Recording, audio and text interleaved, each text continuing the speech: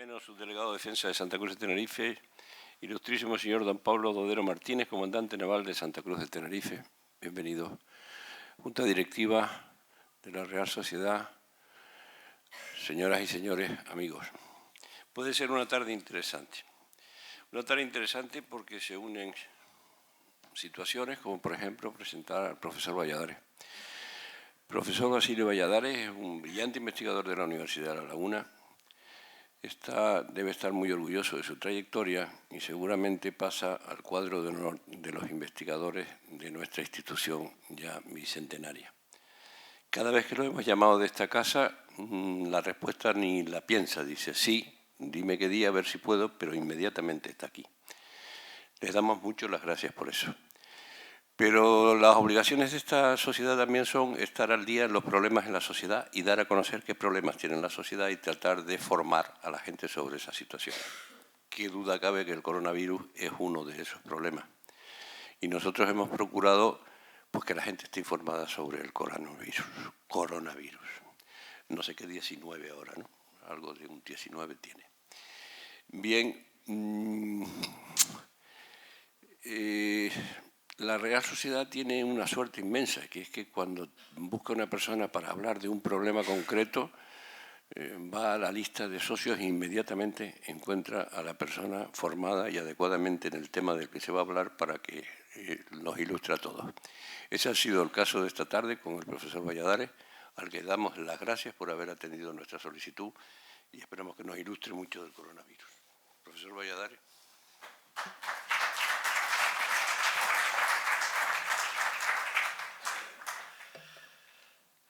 Buenas tardes.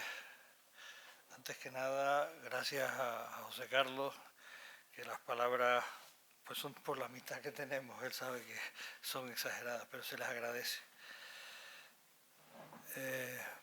Lo segundo, agradecerles a todos que estén aquí, a las autoridades militares, civiles y a los amigos, porque no es un día fácil de venir. Hoy competimos con el Atlético de Madrid. Aquí las competencias con la tele y los partidos de la Copa Europa son delicados. O sea que, bueno, por lo menos le hemos ganado un poquito porque hay bastante gente. Lo segundo, como todos saben, mi trabajo no es en virus.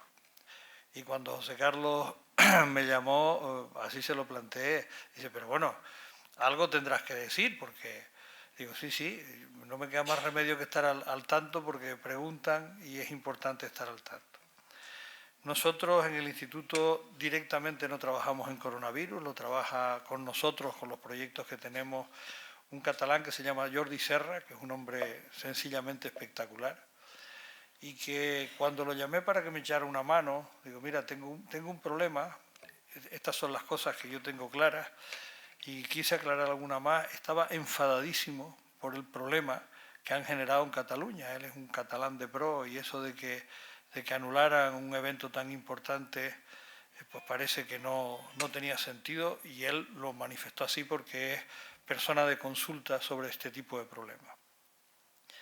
Bien, pues vamos a intentar centrar el tema en lo que está pasando en el mundo en estos momentos.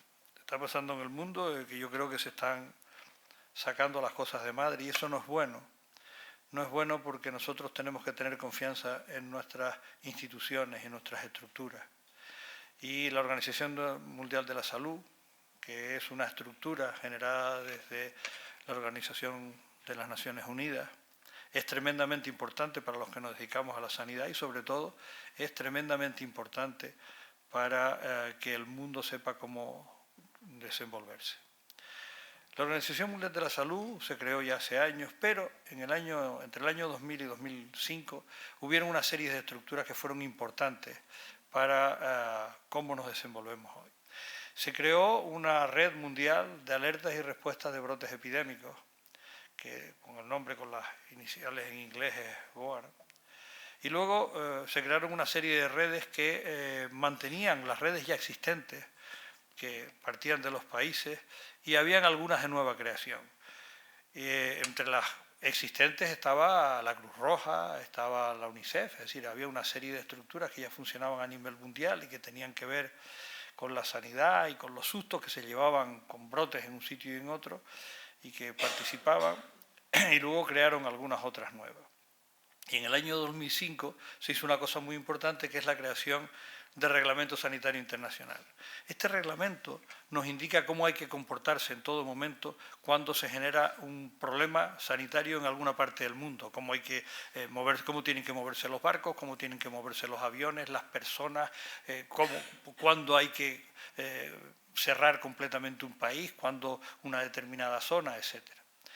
Bien, eso es francamente fantástico, porque así es como hay que actuar y hay que tomarlo como lo que es, como una serie de estructuras que nos favorecen enormemente para no tener grandes problemas. Y tienen unos objetivos muy claros, porque es combatiendo la propagación internacional de los brotes epidémicos, eso es el primero de los objetivos, es donde nos encontramos ahora, y luego se vela porque llegue rápidamente a los países afectados y sobre todo a los países que están en vías de desarrollo, que suelen ser los que tienen los grandes problemas, que la asistencia técnica necesaria.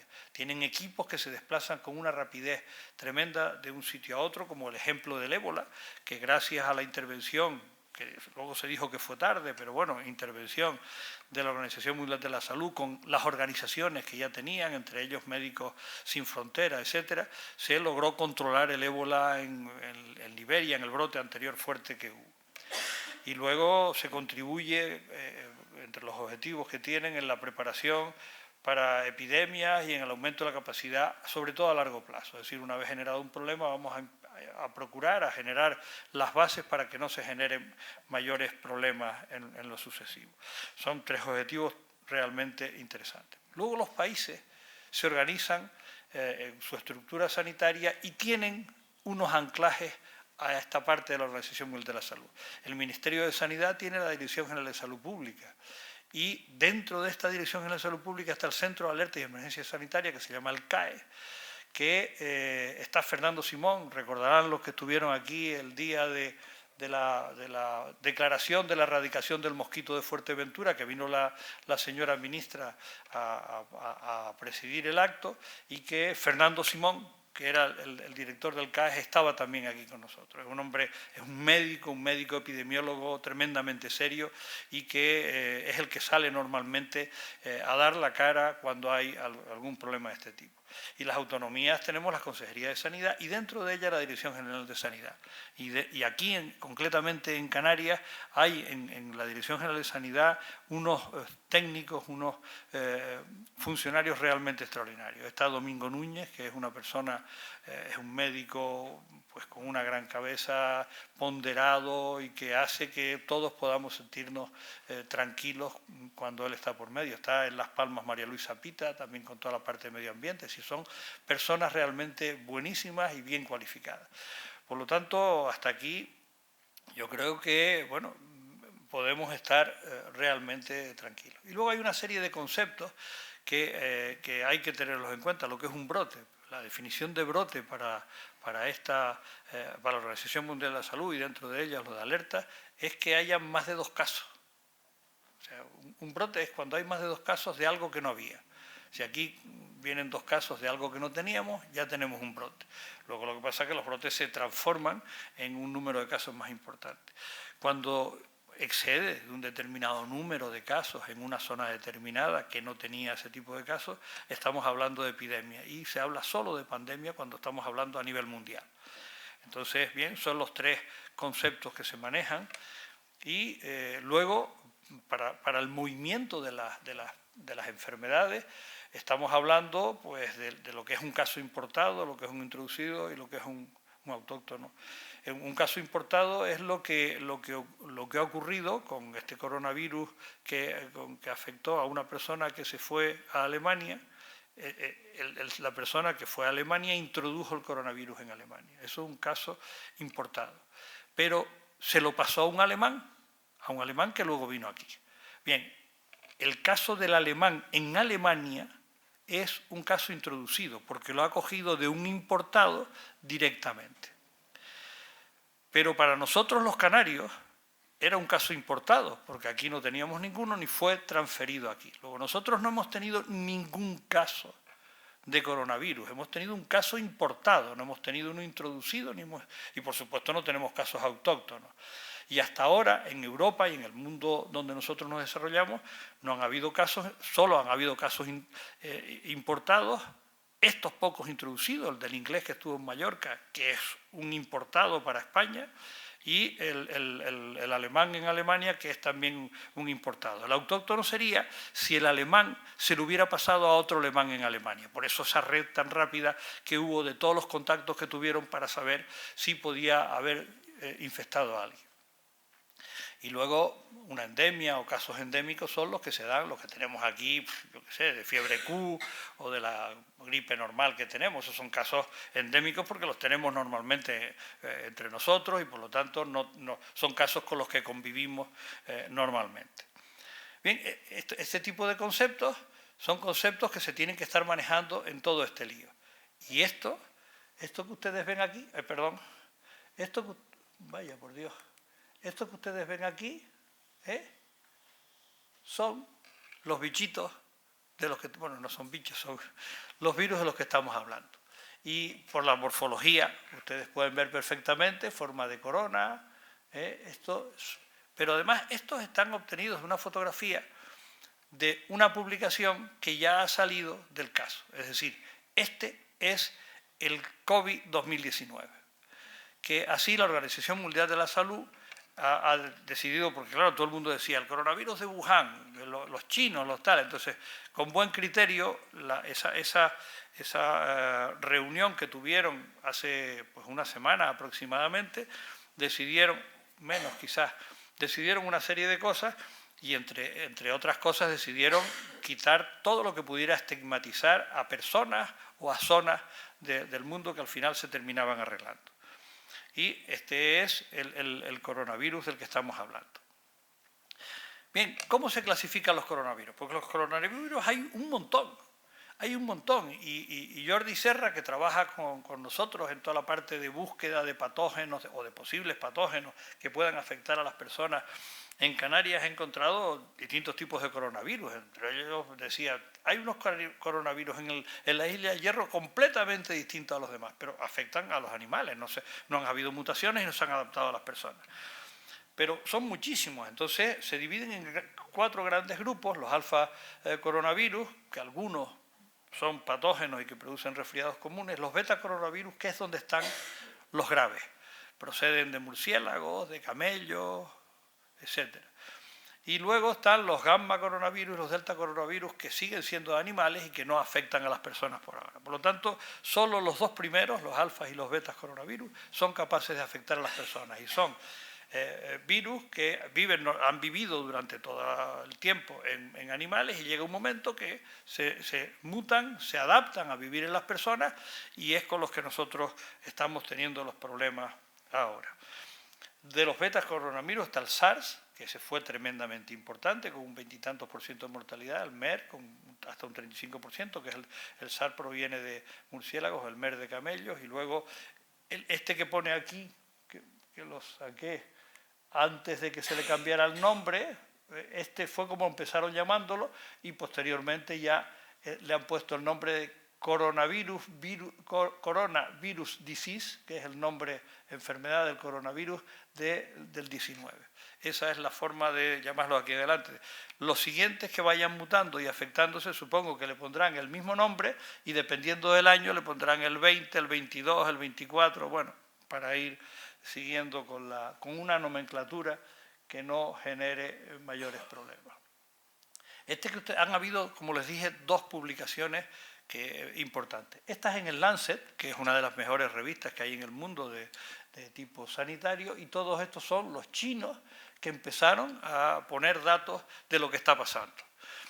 Y son los primeros datos científicos que se tienen, con lo cual se ha ido rapidísimo, del brote de Wuhan. Y el segundo es esto, pero que esto está no en papel, sino en una página web. Y día a día van cambiando los datos que proceden. Los datos que yo les voy a poner ahora son de ayer. Con lo cual, posiblemente, si ustedes entran hoy en esa página web, que es una publicación de la página web, verán que ya han variado las cosas. Pero estas dos publicaciones son curiosas, es lo que está permitiendo hoy en día decir lo que está pasando y cómo es la enfermedad. Bien, pues volviendo a esta, que es la primera, se trata pues de una familia que estuvo en Wuhan, fueron a visitar a unos parientes que estaban enfermos en un hospital de Wuhan y se volvieron a Shenzhen. Y en Shenzhen se empezaron a encontrar mal y fueron al hospital. Y allí los cogieron, le hicieron los estudios y en esto consiste la publicación de los que les voy a hablar y lo que se sabe. Habían 7 miembros.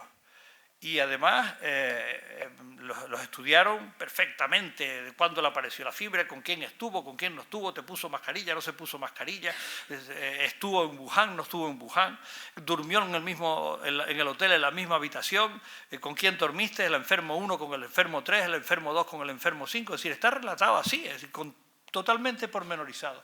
Y cuanto más lo leía, más me afincaba en lo que yo pienso de este bicho. Habían 7 miembros, había 2 niños, pero uno no tenía nada. Le hicieron las pruebas, no tenía nada, es decir, convivió con la familia completamente y no tenía coronavirus de ningún tipo, ni dolores, ni nada, que es el asintomático.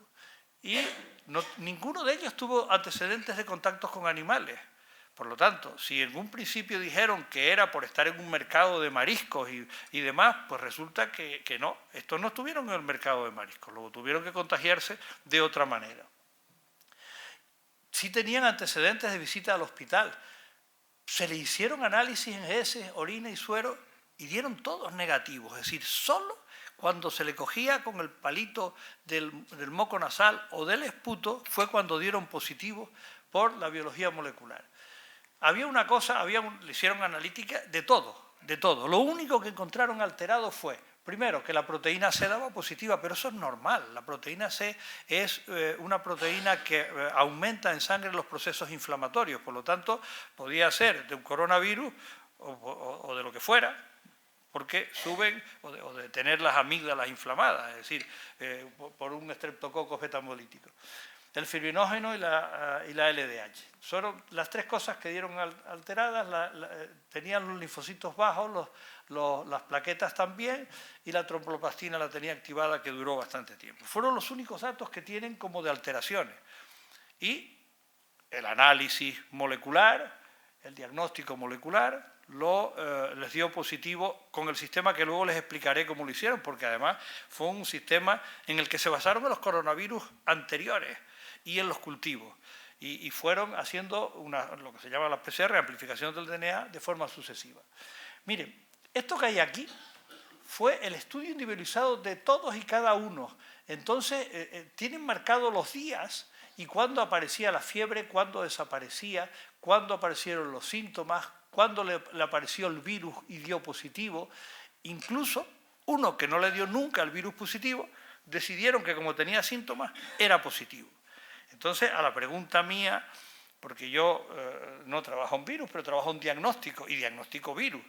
Entonces, ¿qué ha habido? ¿Un falso negativo? De eso no han hablado nada. Es decir, han montado unas técnicas de diagnóstico que ahora están los laboratorios peleándose para vender los kits diagnósticos y los equipos correspondientes, es decir, el dinero, y resulta que no se sabe cuál es el valor predictivo positivo, cuál es el valor predictivo negativo, cuál es la especificidad, cuál es la sensibilidad, con lo cual desde el primer momento aparece ya un caso que dieron como positivo porque la clínica consideraban que era positiva cuando el laboratorio les dio negativo, después incluso de habérselo repetido.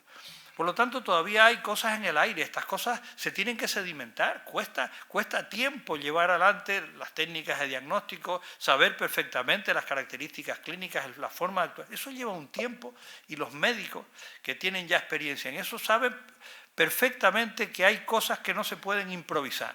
Y aquí ha habido un intento de improvisación, lo cual no es bueno. Bien, estos son tomografías computarizadas de los enfermos.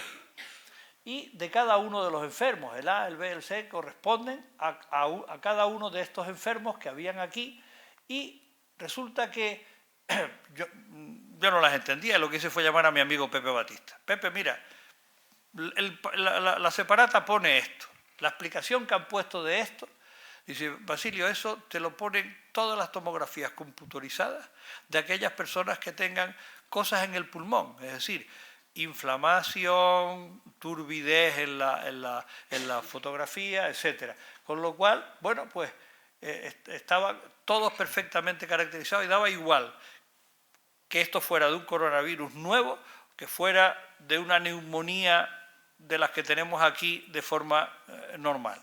Lo que sí explicaba es que no había en ninguna parte de los pulmones algo concreto, una inflamación concreta en un punto, una tumoración, no había nada. Bien, se estudió con una rapidez espectacular, gracias a la infraestructura científica que tenemos en el mundo, no me refiero a nosotros, no lo hemos hecho, se estudió perfectamente el genoma y se separó de los demás. Por eso se sabe que es un coronavirus nuevo. Miren, estos son el esquema con el que se pone normalmente, para los que no están habituados a esto, es la forma de poner desde el 5' hasta el 3' el genoma y distribuirlo, donde tienen, si tiene zona transmembrana, si tienen exonucleasa, si tienen endonucleasa, eso está distribuido ahí. Y luego, estos son de 2 pacientes, el 2 y el 5, y diferenciándolos uno de otro, y a su vez lo diferenciaron de los coronavirus que se conocen y pusieron dónde estaban la posición de los nucleótidos en donde habían diferencias. Es decir, estaba perfectamente tipificado y los aminoácidos correspondientes que generaban la diferencia. Y las diferencias estaban en la zona de anclaje para entrar en la célula hospedadora, lo cual puede indicar o puede ayudar a que fuera una patología más grave o menos grave. Por lo tanto, esa parte la tenían ya estudiada y a partir de ahí, de esos genomas, cogieron y amplificaron e hicieron el genotipado correspondiente para compararlos unos con otros, utilizando todos los sistemas informáticos que tenemos para el genotipado. Si ustedes se fijan, los coronavirus nuevos, que son estos de aquí, los que están marcados, para cada uno de los genes que se estudiaron siempre se juntaban consigo, todos unidos entre sí, pero separados del SARS y del MERS y demás, que son también coronavirus del tipo beta. Y estaban perfectamente separados. Lo hicieron en 3 genes, en esto 1, 2 y en este otro de esta diapositiva, y siempre ocurre lo mismo, es decir, están unidos los actuales, separados, con unas pequeñas diferencias de porcentaje, que es lo que te marca aquí, ¿vale?, de los otros beta coronavirus. Bien, por lo tanto, son coronavirus nuevos y tienen una patología y una manera de proceder distinta. Y ahí empieza el miedo que empezaba porque se dijo que era de una virulencia tremenda, de una facilidad espantosa para contagiarse de unos a otros y no hay tratamiento. Eso, dicho así, da realmente miedo. Pero a mí lo que me sorprendía, desde el principio y sin haber entrado en nada, es, primero, aquí vinieron 6 y solo 1 enfermo, pero convivieron juntos. En Mallorca habían 4 y solo 1 enfermo, y también habían convivido juntos. Luego la capacidad de contagio de persona a persona quizás no sea tan alta. Segundo, el alemán y el inglés, que habían padecido por el contagio, casi no tenían síntomas.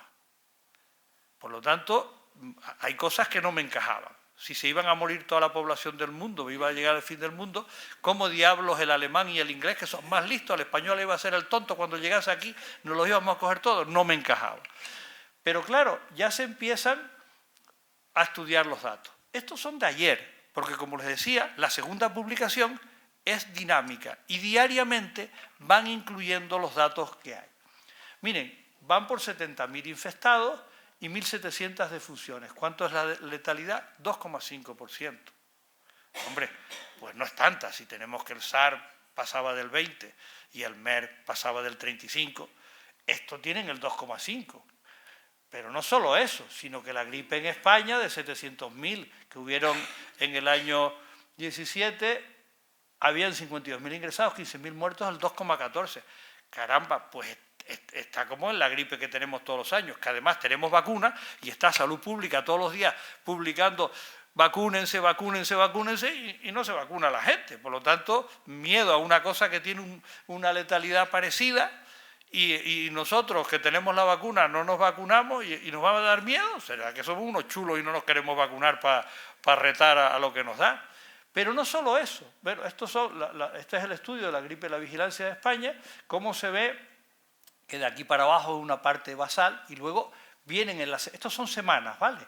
La primera semana de enero del año, ¿ven? Y son la zona de la gripe más alta y efectivamente tiene un carácter medio, y de ahí es donde aparecen todos los muertos, y Canarias los tiene también, pero los tienen normalmente en gente mayor, gente que tiene otras enfermedades. Bueno, pues entonces fíjense que ya a medida que me he puesto a mirar, pues va diciendo, hombre, quizás nos podemos hasta poner chulos, por así decir, porque fíjense ustedes, en la China continental, que es donde está montado el pollo, el 2,1% de media. Pero si ustedes cogen, esta es la provincia que tiene 40 y tantos millones de habitantes. Y esta es la ciudad de Wuhan, que tiene 11 millones de habitantes. Estamos hablando de unas dimensiones en población espectacular y sobre todo la forma de vivir. Parece que están durmiendo uno encima de otro. Bueno, pues tenemos que en la provincia de Hubei, que es el 97% de los casos, la letalidad es el 3,1%, y en Wuhan, que es donde más hay, que es el 74% de las muertes, el 4,9%. Pero si quitamos esto, en la China, en el resto de la China, el 0,16%. Claro, si te vienes para España, para Alemania, para Europa, el 0%. Porque el que se murió en París era chino que vino de viaje con 80 años. Por lo tanto, estamos hablando de que bueno, las cifras no tienen nada que ver con una pandemia. Tiene que ver con que hemos tenido la mala suerte de que se mute un virus y vuelva otra vez a estar. Por lo tanto, y luego son más hombres que mujeres, pero yo creo que a eso ya nos hemos acostumbrado. Hay más viudas que viudos, ¿no? Bueno, el 80% de las muertes, que este es el siguiente dato, es de gente mayor de 60 años, que es la población de riesgo de la gripe. A los que pasan de los 60 les dice, vacúnate, que tú eres población de riesgo, ¿qué tal? Eso. El 75% de las muertes tenían además otra cosa. O eran cardiópatas, o eran diabéticos, o tenían tumores. Caramba, de aquellas muertes que vimos, que van por 1000 y pico, que son un montón, pero un montón que hay que ponerlos en su justa medida. Es decir, un montón de muertos, pero que del 75% de ese montón tenía otra cosa. Y luego, ¿por qué en Wuhan el porcentaje era el 4 y pico? ¿Y por qué es donde más muertes hay? Pues porque cuando empezó el lío, camas para infecciosos tenían 110, una población de 11 millones de habitantes. Tenían 110 camas. Así montaron lo que ellos llaman un hospital, que no es un hospital, es una zona de aislamiento, son habitaciones para aislarlos en 10 días, una de 1.300 y otros 10 días, otras de 1.100. Claro, necesitaban sitios donde poder aislar a los pacientes y poder atenderlos. Por otra parte, los test de diagnóstico empezaron haciendo 40 al día y luego pasaron a ser 400, pero para analizar a los 70.000 pacientes que hay es bastante complejo. Por lo tanto, están dando como positivo a lo mejor una gripe normal porque no ha pasado por el laboratorio. Y si encima, cuando les encuentran los síntomas que consideran que es, aunque dé negativo, como pasó en la publicación, te lo dan por positivo, ya las cifras me cuadran regular. Fíjense que todos los datos que se están dando no tienen nada que ver con el que engañan diciendo que hay menos, sino todo lo contrario. En todo caso estarán equivocados porque están dando por positivos algunos que no lo son. Esta mañana me hicieron una pregunta, dice, ¿crees que las autoridades chinas actuaron correctamente? Pues la verdad es que no lo sé, porque no tenemos ni idea. Sé que se portaron muy mal con el médico que murió, porque le hicieron rectificar lo que no tenía que haber rectificado. Eso es una barbaridad. Los médicos tienen que tener la libertad para en conciencia decir las cosas. Además, ese señor acertó. Pero de resto no sabemos cómo han actuado las autoridades chinas. Sí sé que paralizaron 46 millones de personas, como si le dicen a España, no se sale de sus casas. No se puede coger los coches para ir a otra ciudad. Y en Wuhan, que eran 11 millones de personas, cada 3 días pueden salir al supermercado. Eso lo dicen aquí. y a ver quién cumple con eso. Bueno, pues las fotografías que tenemos es de una ausencia absoluta de personas en la calle. Las cifras que están habiendo ahora, el número de personas que diariamente se van los nuevos casos va disminuyendo. Bien, parece que se llegó al pico y se está en retroceso. Bien, y esto se es para mi amigo José Carlos. Porque uno de los niños nació y estaban dudando en que si lo había adquirido congénitamente o fue ya fuera de la madre. Bien, lo dejaron con interrogación, pero la realidad es que 9 mujeres embarazadas con el virus y habiéndole hecho estudios en el líquido amniótico en el momento de nacer, en el cordón umbilical y el estudio de los niños, los 9 nacieron sanos. Pero claro, estamos hablando de 9. No sabemos si cuando hayan 1000 casos de esto resulta que el porcentaje de embarazadas que le transmiten al niño por vía transplacentaria, pues a lo mejor es el 2% o el 3%, pero eso no lo podrás saber hasta que no tengas una casuística muy grande, porque aquí si hubiera dado uno sería el 10%. Uno de 10, pues el 10%, pero hay que esperar. Es decir, en todo esto hay que tener la paciencia correspondiente. Pero los datos que hay no son precisamente de volverse loco de miedo. Bien, luego otra cosa que se hizo y que fue importante es coger los coronavirus y ponerlos en objetos, en una cosa de cristal, en una cosa de madera, en una tal. ¿Y qué es lo que pasa? Porque claro, ellos exportan mercancía y el Reglamento Sanitario Internacional te coarta, te cierra, te precinta las mercancías que pueden llevar el problema. Y entonces se vio que hasta 9 días pueden tener cierta viabilidad. Hasta 9 días. De ahí para adelante ninguno. Con lo cual la cuarentena de la mercancía son 9 días. En lo que vienen en un barco se acabó el problema. Pero también se ha visto que el etanol al 70%, el agua oxigenada o el hipoclorito de sodio lo eliminan perfectamente. Por lo tanto, en caso último, que tienes una cosa que te la tienes que traer de China para acá a toda velocidad, que no se me ocurre ningún ejemplo, pues le pones alcohol, lo limpias con alcohol por fuera y se acabó el problema, porque eso está, de todas maneras, las bacterias, los parásitos, los mosquitos, los puedes meter en una caja y te llegan, y te tardan 10 días, 20 días, vamos, nosotros los estudios que tenemos de germen aerotransportados, es decir, con el frío que está en las alturas y con el polvo que nos llega africano, las bacterias de allí nos llegan vivas aquí.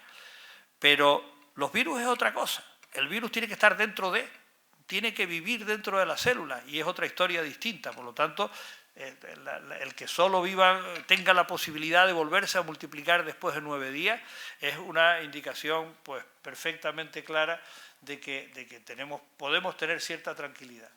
Por lo tanto, yo he oído barbaridades como no compres en las tiendas de los chinos, generando xenofobias con chinos que no han estado en China y que si se cogen una gripe en la calle Castillo, pero no se la van a coger en China y por lo tanto no tenemos el coronavirus. O sea, se han oído cosas de auténtica locura y eso sí que va generando, quien no se fija y quien no se para a pensar un poquito, va generando un miedo y a la tienda del chino no voy, el chino no sé cuánto, sepárate del chino y pobrecillo, pues si ni siquiera si no salen ni de la tienda, si se los ve uno desde por la mañana hasta por la noche, incluyendo los domingos, trabajan de una manera tremenda. Bien, y luego hay otra cosa, mire, de 13 pacientes de fuera, datos que van dando y que cuando los lees vas diciendo, pues tienes razón. 13 pacientes de fuera de Wuhan, es decir, de estos que los cogieron en Sasano, de estos sitios. Son todos más leves y todos se han recuperado. Debe ser que al virus no le gusta salir de Wuhan. De 138 pacientes en Wuhan, el 26% entraron en la unidad de cuidados intensivos, es decir, enfermos, el 4,6% fallecieron, que era el porcentaje que tenían de los muertos de Wuhan. Y la transmisión en Wuhan de persona a persona era del 41%, con lo cual no solo viene de animales, sino también de persona a persona. Entonces, estamos hablando de una ciudad. Yo me hice una pregunta y me callaron sobre la marcha. Yo les dije, bueno, ¿y si es que en esa zona hay un HLA particular y las condiciones inmunológicas de defensa no les funcionan igual que nos funcionan a nosotros? Me dijeron, cállate, allí el problema es que no hay médicos. Y pues a lo mismo tiene razón, porque para atender a tanta gente tienen que tener un sistema sanitario muy bueno. Pero bueno, todo es posible. ¿Qué terapia hay?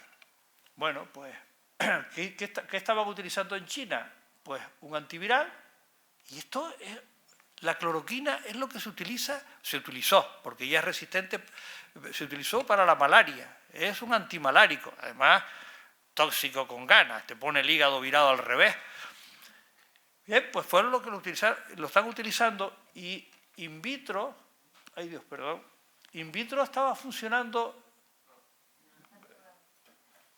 aquí, in vitro estaba funcionando francamente bien estas dos cosas, y lo veremos luego en las gráficas. Una de las cosas que están diciendo es no utilicen cortisona. Como es un problema pulmonar inflamatorio, pues para bajar la inflamación las cortisonas son unos medicamentos fantásticos, independientemente de todos los efectos secundarios, que es por lo que ni a los médicos ni a los pacientes nos gusta, pero cuando se utilizan suele funcionar. Pero aquí están aconsejando de que no, porque no da resultado. Bien, y tiene el mismo receptor para entrar dentro de la célula que este. Por lo tanto, los tratamientos para el SARS podrían servir, si bloquean ese receptor, podrían servir. Y lo que también se ha visto es que el sistema inmune es capaz de crear anticuerpos neutralizantes frente al virus, que por eso es por lo que se repone la gente bien. Es decir, un buen sistema inmune resuelve el problema del virus. Mire, el tratamiento con el antiviral y la cloroquina, si ustedes ven estos por RT-PCR a tiempo real, se ve perfectamente aquí el patrón y luego se ven ustedes cómo va saliendo por debajo, cómo va disminuyendo el crecimiento, pero esto es in vitro, con las distintas combinaciones y concentraciones. Luego va funcionando relativamente bien lo que ya hay en el mercado, eso facilita, pero estamos in vitro, luego hay que ver cuándo se aplica a las personas. Miren, el informe de la Dirección General del Ministerio sobre farmacia, es decir, de la Dirección del Medicamento, pone esto y lo he copiado exactamente. Es decir, no existe actualmente evidencia procedente de ensayos clínicos controlados para recomendar cualquier tratamiento específico frente al coronavirus en pacientes con sospecha de la infección o infección confirmada. Esa es la primera frase que pone en el informe que yo pedí el documento y se lo pedí a Javier Merino, que es el jefe de servicio de farmacia del Hospital de la Candelaria. Javier, ¿lo has recibido? Pues mándamelo, que quiero saber qué está pasando con el tratamiento. Aparte de que me hice también con el informe de la Organización Mundial de la Salud. Bien, fíjense lo que sigue poniendo. Por el momento no se aconseja el uso sistémico de corticoides, también lo dicen los chinos y también lo dice la Organización Mundial de la Salud. No hay ningún tratamiento con indicación autorizada para esta infección y de los tratamientos que se barajan, el Caletra es lo que se utiliza para los enfermos de VIH, los enfermos de SIDA, que para los de SIDA está funcionando bien, ya la gente no se muere de VIH, se cronifica, pero sigue vivo, un tratamiento tremendamente caro. Yo supongo que no a todos los enfermos en Wuhan le han puesto este tratamiento, porque esto es muy caro. Es caro aquí en España para los enfermos de SIDA que tenemos, que son contados. Si encima nos vamos a un sitio donde hay 70.000 enfermos y le tienes que tratar a todos, eso es tremendamente caro. Bien, los posibles tratamientos, el Caletra, que inhibe a las proteasas del VIH y les impide la entrada en la célula, y aquí tenemos otra vez el Tamiflu. Yo cada vez que veo la palabra Tamiflu se me ponen los pelos tiesos. Porque, y aquí se está riendo porque la gente que se ríe son precisamente dos médicos. Porque cuando la gripe aviar se inventaron que el Tamiflu había que tenerlo preparado para cuando viniera la hecatombe y la pandemia que iba a venir. Y se gastaron todos los estados un pastón en tener en las dependencias de salud pública habitaciones llenas de Tamiflu. Bueno, han vuelto otra vez a decir que podría ser el Tamiflu porque es un inhibidor selectivo de la neuromidirasa del virus de la gripe. Bien, las recomendaciones de la OMS vuelve a decir lo mismo, no hay actualmente evidencia. Y luego dice una cosa que en España lo sabemos muy bien, pero que hay países que les importa un bledo, y es: los tratamientos no autorizados deberían ser administrados solo en el contexto de los ensayos clínicos éticamente aprobados por los comités de ética de los hospitales. Eso es tremendamente importante, porque a veces se hacen experimentos en países donde esto no lo aceptan y generan problemas que no son buenos. Por lo tanto, esto es tremendamente importante y es una de las recomendaciones de la Organización Mundial de la Salud. Y luego dice, como la gente se muere asfixiada, ustedes le tienen que poner oxigenoterapia, la fluidoterapia, el tratamiento empírico de antimicrobianos. Yo, cuando en la gripe del 18 se murieron la gripe española, la mal llamada gripe española, que se murió un montón de gente, varios millones de personas, pero el mismo serotipo de virus lo tuvimos en el año 70 y pico y se murieron 70.000 personas. ¿Por qué millones y por qué 70.000? La única diferencia son los antibióticos, porque muchos de los problemas que generan los virus es que le abren la puerta a que las bacterias, que normalmente no las tenemos controladas, nos organicen un cacao tremendo. De ahí el tratamiento frente a las bacterias. No debe administrarse los corticoides y es muy importante que otras enfermedades tienen, porque se están muriendo igual que con la gripe. El viejito que tiene un problema de base de pulmón, el que tiene un problema cardíaco, el que tiene un problema renal, se le complica todo y nos vamos yendo.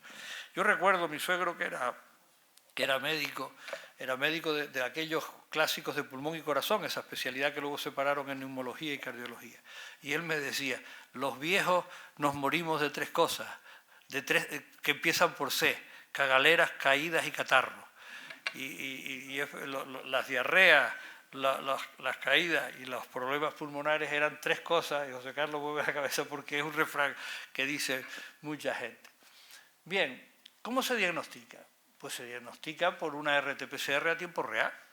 Y entonces, como ellos lo fueron haciendo, cogieron primer de un coronavirus de los anteriores y amplificaban un fragmento de 344 pares de base, una segunda PCR de 158 y luego secuenciaban con un secuenciador capilar, el mismo que tiene la Universidad de La Laguna, de Applied Biosystem, el 3500. Los equipos son iguales que los que utilizamos aquí y que se utilizan en todas las partes del mundo. Yo a medida que él iba leyendo me iba dando un gustirrinín. Digo, mira, pues nosotros no estamos tan mal colocados.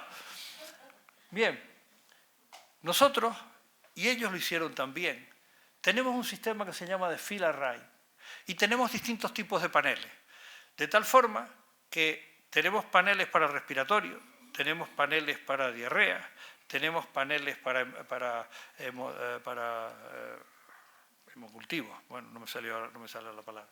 Total, que está funcionando perfectamente. Tiene una gran ventaja este equipo, que es de una empresa que se llama Biomerie, y es que en una hora te detecta los 22 patógenos más importantes que generan problemas pulmonares. ¿Qué hicieron los chinos?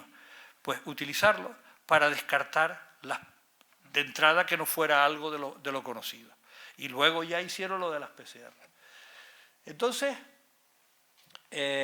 yo he ido poniendo en las diapositivas un poco para verlos por encima, de tal forma que adenovirus, estas son las fechas donde normalmente se dan y todas las personas de distintas edades, niños, jóvenes y adultos.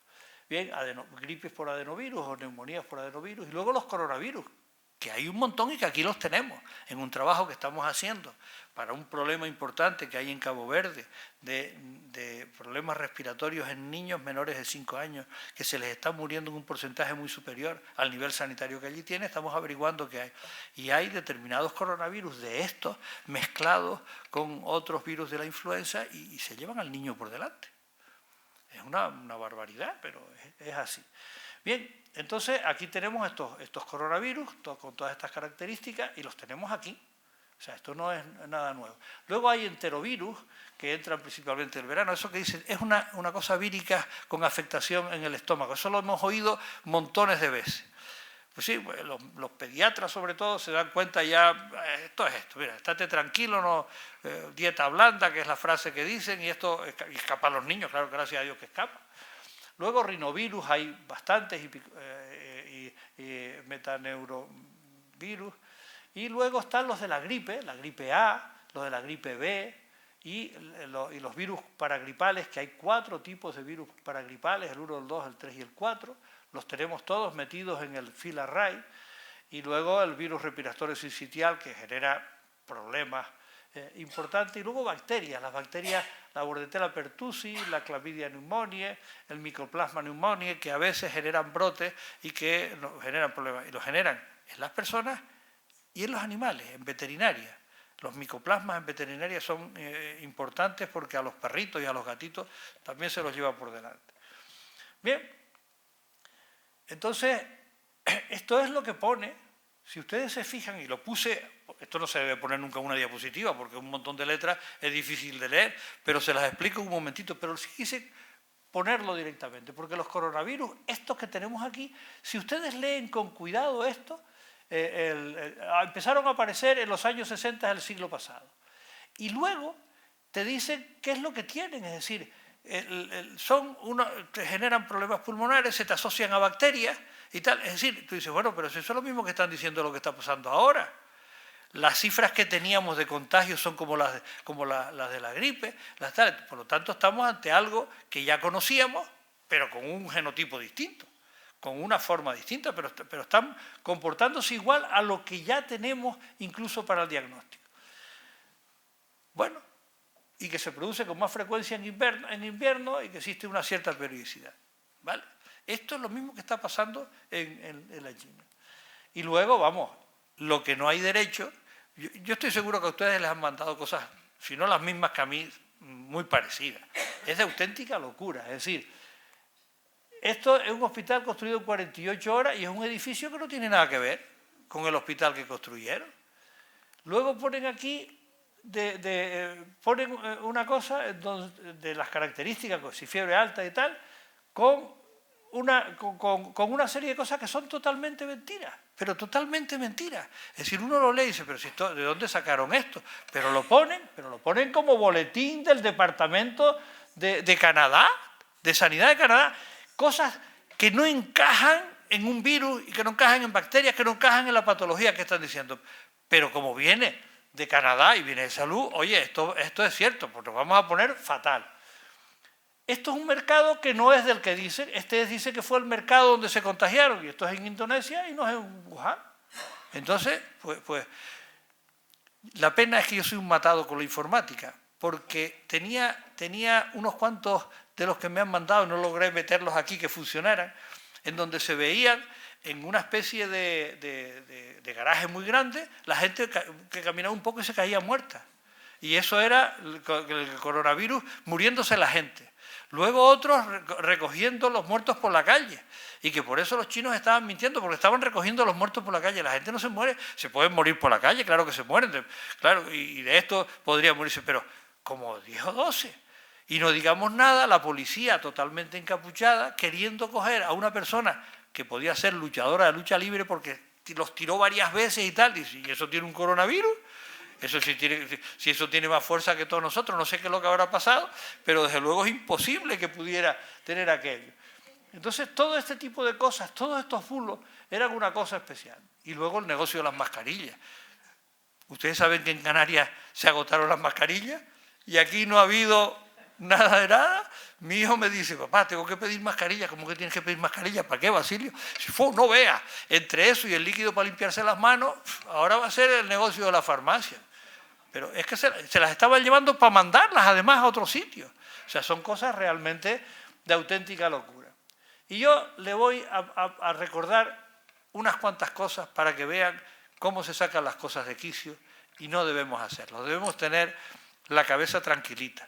Tenemos unas autoridades que funcionan, tenemos un sistema sanitario a nivel mundial que a veces mete la pata pero que funciona relativamente bien y sobre todo aquí podemos estar muy contentos por cómo nos funcionan las cosas.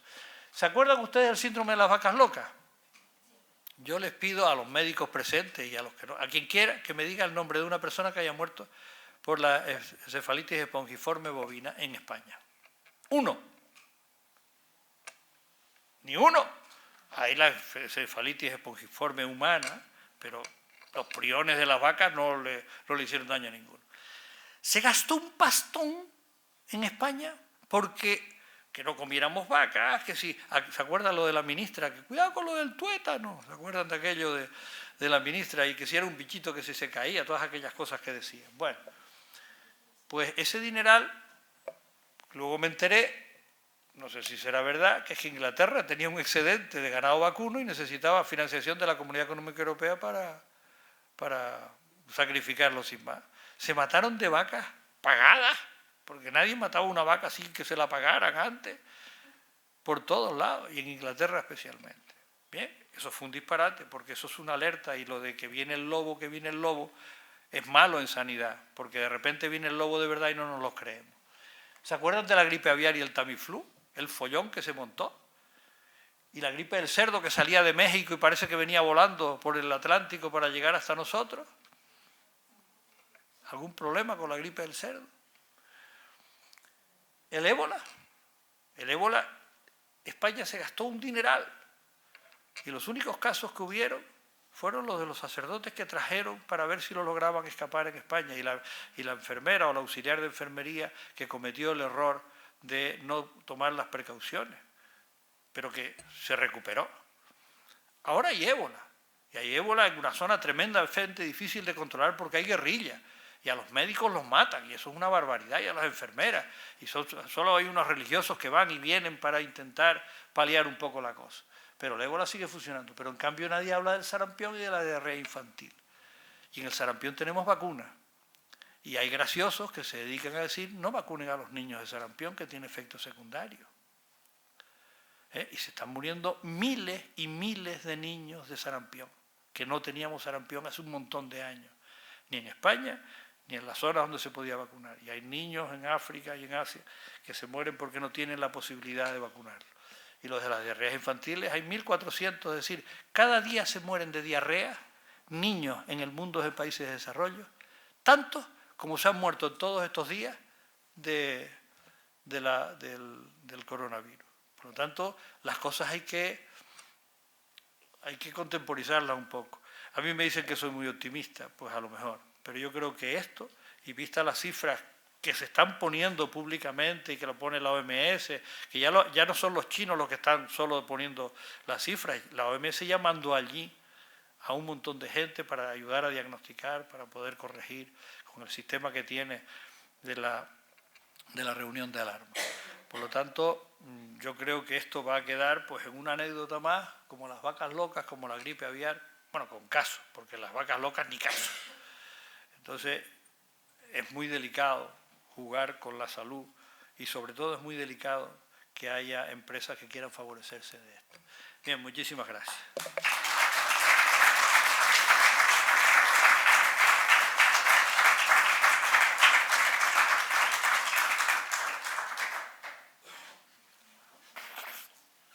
Bueno, se abre un turno de preguntas. Si alguien quiere preguntar, ¿alguna duda?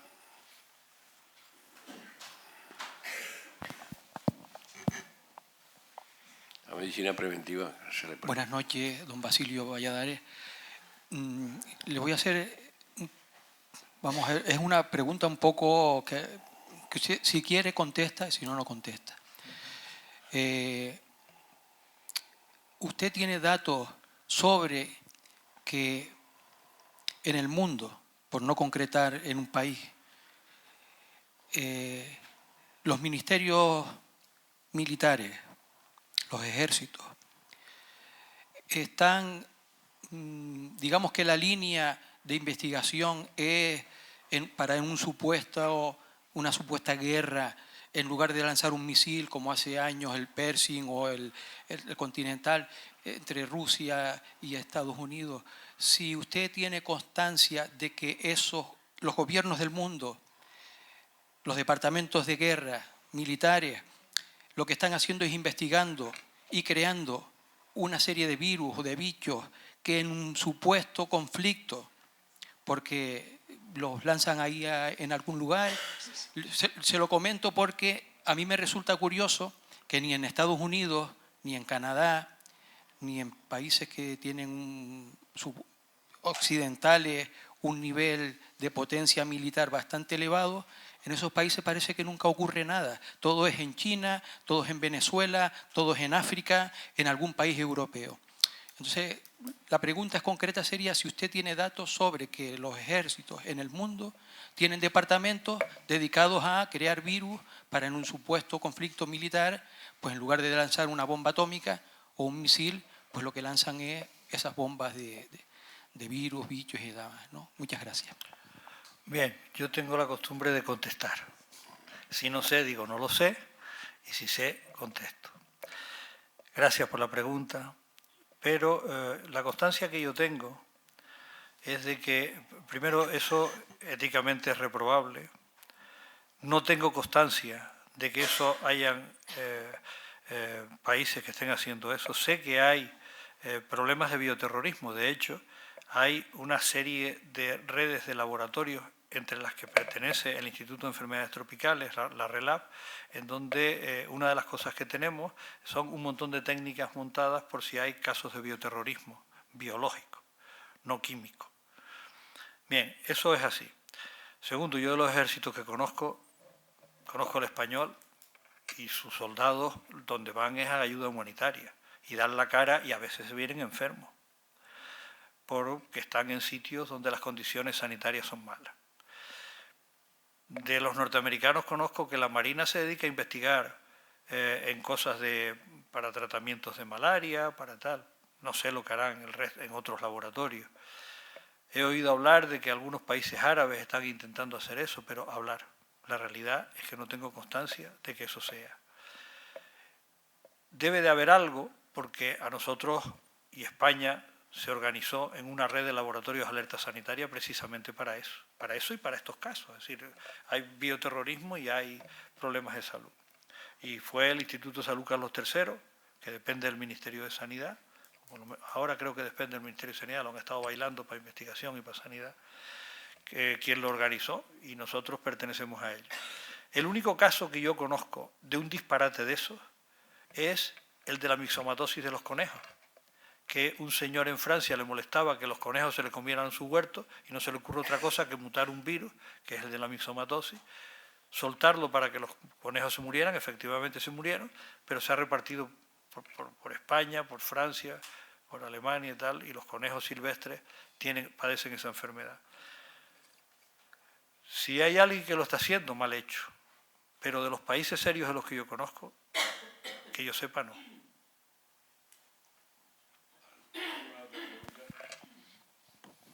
Sí, buenas noches.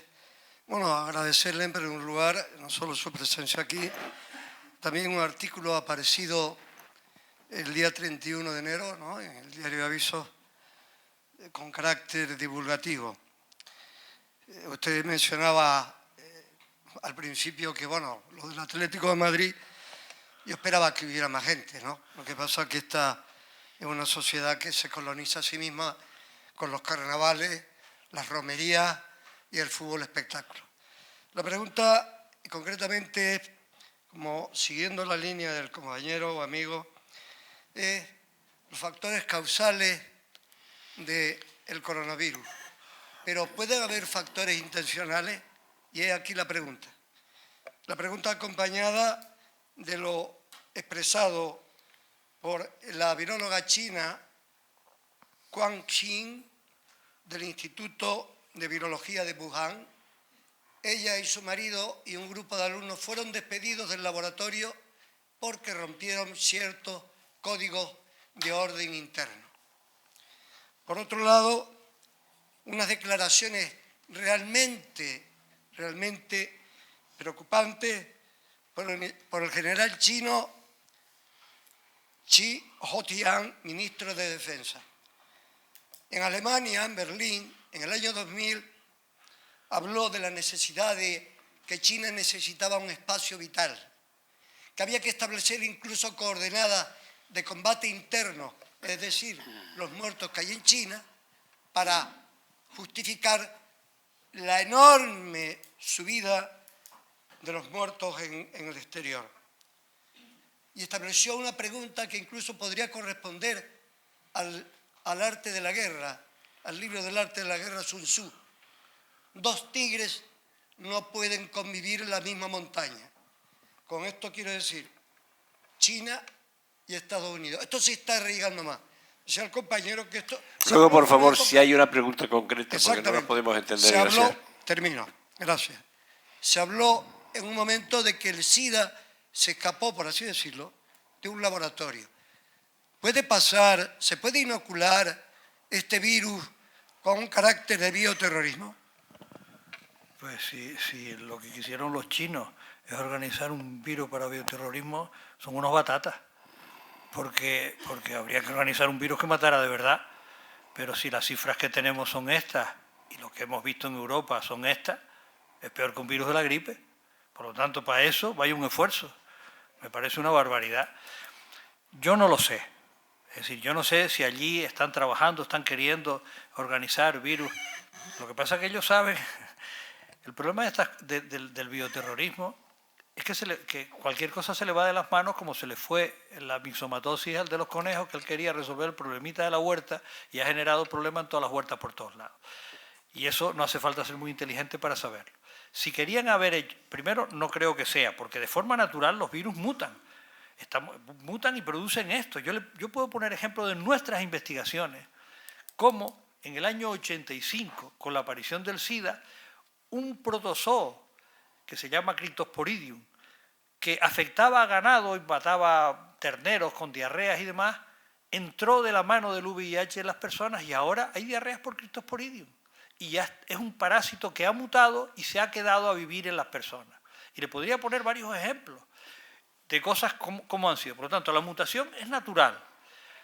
Que además la forzaron en un laboratorio, pues no lo sé. Ahora, si la forzaron en un laboratorio, es para echarlos a todos, porque son imbéciles. Porque eso no tiene sentido, de que vayas a hacer una cosa para matar y te quedes por menos que la gripe. Eso no tiene ni pies ni cabeza. ¿Que hay gente loca que quiere hacer eso? Hubo un loco que organizó lo de la mixomatosis. Yo creo que no, pero si hay alguien, pues ahí sí es verdad que lo tenemos crudo. También es cierto que los países con dos dedos de frente se han organizado con una red de laboratorios para el bioterrorismo. Y nosotros, de vez en cuando, personal nuestro se va al Carlos III y te dice, y ahora tienes que aprender esta técnica, esta y esta, porque hay que analizar esto, esto y esto. Y hacen simulacros y tal. Si lo hacen será por algo. Pero yo no creo que esto sea, porque es que tiene toda la pinta de una mutación natural. Y además, cuando hacen el genoma, cuando lo estudian, se dan cuenta que las bases correspondientes son más afines a un virus procedente de un murciélago que, como se dijo, de otro animal distinto, porque además hay marcadores moleculares que hacen que te permiten decir la afinidad de un animal a otro. ¿Que fue una mutación forzada? Yo creo que no, pero si lo fue, pues muy mal hecho. Yo no lo sé. Y desde luego lo de los ejércitos, el ejército que es serio no hace eso. ¿Alguna otra pregunta? Bueno, que tenemos menos que una gripe, es la línea argumental. Esa es la realidad, porque hay otra, me creí que la tenía y no la traje, y es la capacidad de contagio. Una persona, ¿a cuántas puede contagiar? Si es menos de uno, eso se muere solo. Si es más de uno, dependiendo de la cantidad, la transmisión puede ser mayor o menor. Esto tiene una transmisión entre 2 y 2,5 en Wuhan. Aquí es 0. Aquí es 0 porque aquí estaba la familia alemanes que eran 6 y contagio 0. Y estaba la familia inglesa que eran 4 y de contagio 0. Entonces, sacando una media, vamos a poner que sea 2, pues bueno, es un poquito, pero es que es la misma que la de la gripe. Esa es la sensación que yo tengo con las cifras que están dando. Y además con las cifras que hemos tenido aquí, porque aquí hemos tenido un caso importado. O sea que yo creo que eso no va a más. Indudablemente lo que no cabe duda es que la comunicación, los Twitter, la difusión de las noticias crea un ambiente que antes esto pasaba en China, no nos enteramos y ahora nos enteramos de lo que pasa en todos lados. Y entonces pues surgen falsas alarmas o alarmas exageradas. Pero en fin, muchísimas gracias, profesor Valladares, no esperaba menos. Y yo lo único que puedo decir, porque me enteré esta mañana, es que la caja de 100 mascarillas costaba 30 euros y hoy cuesta 90 euros la caja. O sea que alguien está haciendo negocio. Muchas gracias.